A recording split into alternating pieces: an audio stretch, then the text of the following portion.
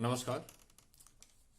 सभी धर्मी भाइयों का और बहनों का स्वागत है आपके अपने चैनल पर।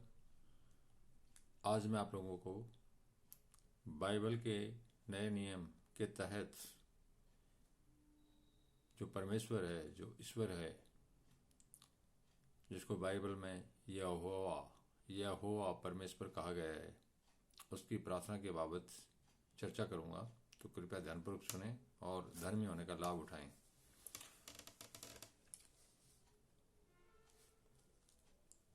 इस प्रार्थना के तहत परमेश्वर के पुत्र ईसा क्या कहते हैं कि मेरे पिता अर्थात तुम्हारे पिता जो परमेश्वर है, उनकी प्रार्थना किस तरह से की जाए। तो जब तू प्रार्थना करे तो कपटियों के समान न हो। इस वचन में परम पिता परमेश्वर के पुत्र ईसा कहते हैं कि जब तू अर्थात धरती के लोगों को, पूरी लोगों को ये प्रार्थना बता रहे हैं, किसी एक के लिए नहीं है। जब तू प्रार्थना करे तो कपटियों के समान न हो, क्योंकि लोगों को दिखाने के लिए आराधनालयों में और सड़कों के मोड़ों पर खड़े होकर प्रार्थना करना उनको अच्छा लगता है। जो कपटी किस्म के लोग हैं, जो पाखंडी हैं, उनके समान नहीं होना है आपको। यह इस वचन का मतलब है।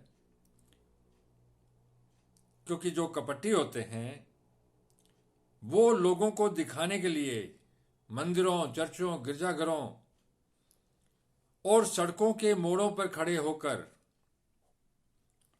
प्रार्थना करते हैं, क्योंकि उनको अच्छा लगता है दिखाना।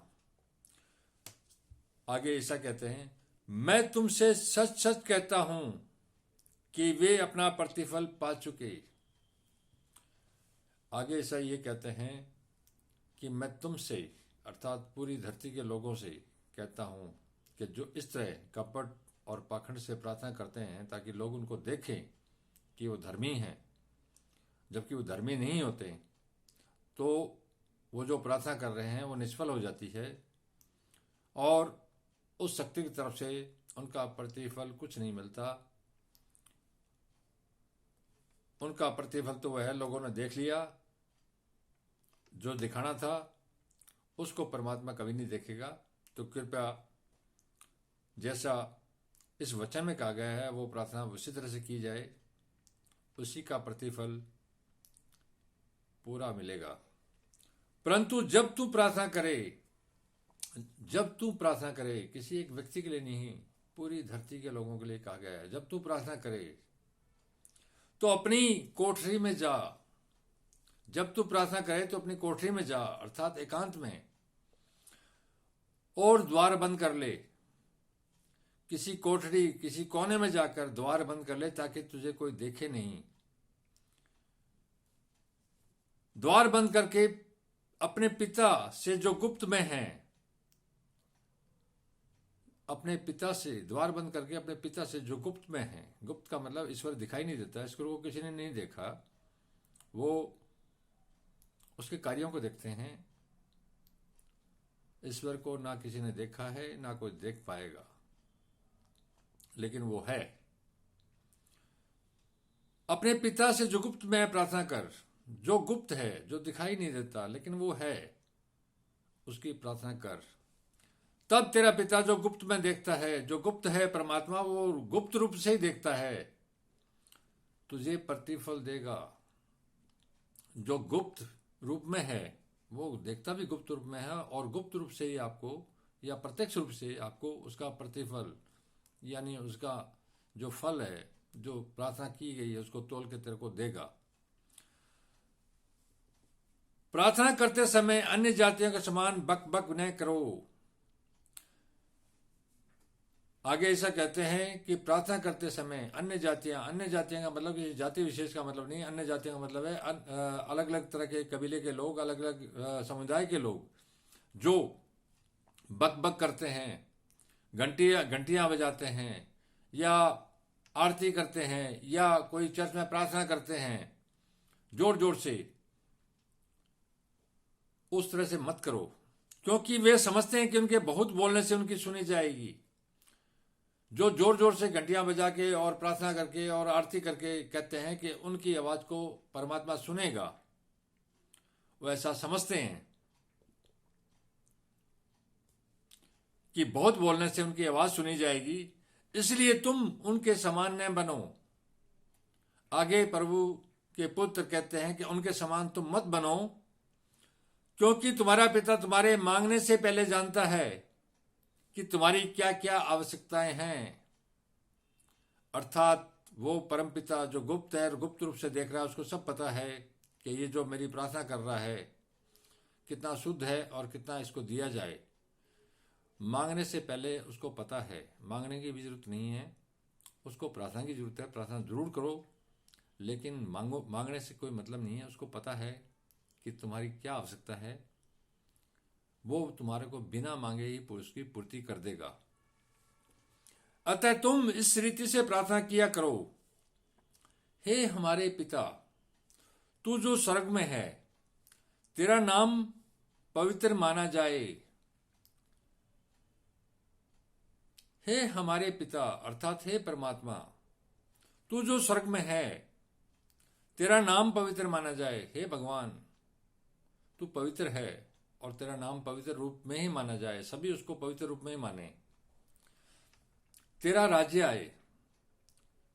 ईश्वर का प्रत्यक्ष राज्य नहीं आता, क्योंकि वो प्रत्यक्ष दिखाई नहीं देता है, लेकिन उसका राज्य का मतलब है कि धर्म का राज्य, न्याय का राज्य, सुख का राज्य। राज्य आए। तेरी इच्छा जैसी स्वर्ग में पूरी होती है, वैसी पृथ्वी पर हो। इस प्रार्थना में यह कहा गया है, तेरी जैसी इच्छा है जो सी स्वर्ग में पूरी होती है। स्वर्ग में सारे सुख हैं, सारा मर्यादित काम है, वैसा पृथ्वी पर भी हो, क्योंकि पृथ्वी अन्याय से भरी हुई है। हमारी दिन भर की रोटी आज हमें दे, और जिस प्रकार हमने अपने अपराधियों को क्षमा किया है, वैसे ही तू भी हमारे अपराधों को क्षमा कर।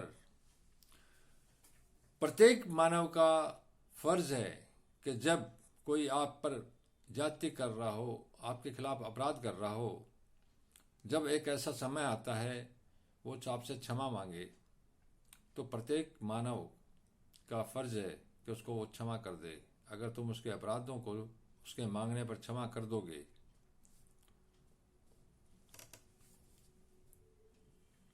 वैसे ही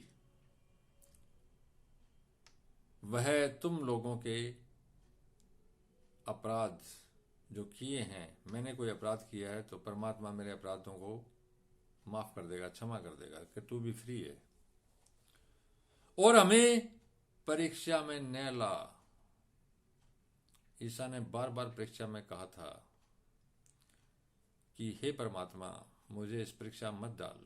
जिस दिन किसी भी मानव को, किसी भी मनुष्य को या किसी अन्य जीव को अगर परमात्मा ने परीक्षा में डाल दिया,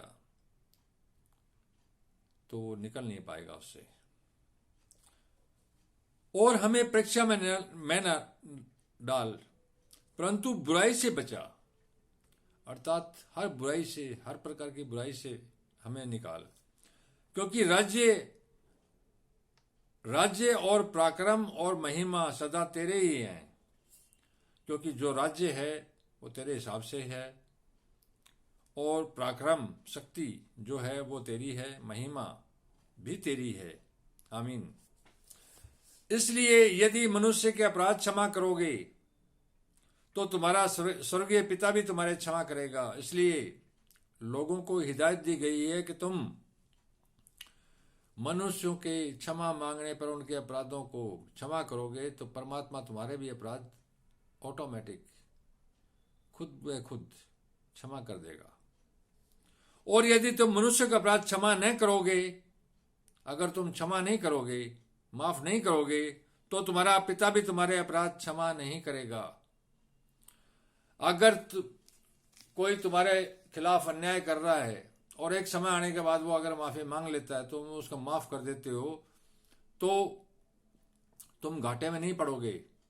परमात्मा भी तुम्हारे खुद के अपराध उसी क्षण खत्म कर देगा। यही इस वचन का मतलब है। ये जीवित परमात्मा का जीवित वचन है। सिर्फ लिखा ही नहीं गया है, लिखा गया हो तो मेरे अंदर ताकत नहीं है मैं एक एक एक एक लाइन भी इसमें लिख सकूं, एक शब्द भी लिख सकूं। तो दुनिया में किसी के पास में, औरों के पास कोई ताकत हो तो आजमा ले, एक शब्द भी इसका नहीं लिख सकता कोई। धन्यवाद। शुभ रात्रि।